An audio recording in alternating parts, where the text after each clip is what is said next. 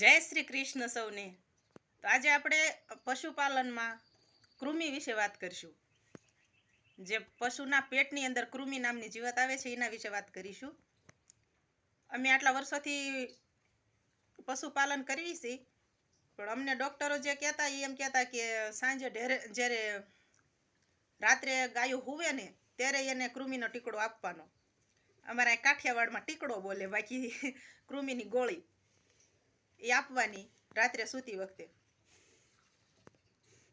અને કાલે અમારે અહીંયા સાહેબ આવ્યા હતા, એમણે એક મસ્ત અમને ઉદાહરણ આપ્યું.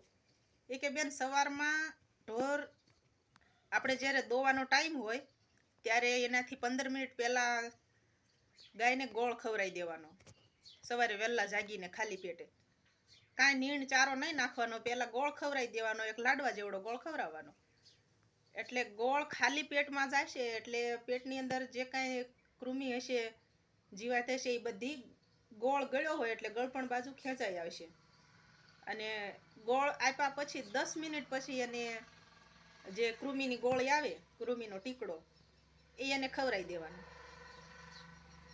એટલે કૃમિનો ટીકડો ખાધા પછી જે ગાય છાણ કરશે પોદ, એ પોદની અંદર જો ગાયના પેટમાં જીવાત હશે, કૃમિ હશે, તો એ પોદની અંદર બધી જીવાત નીકળી જશે.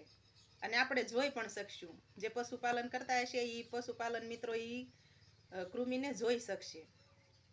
તો બહુ સરસ વાત કરી સાહેબે.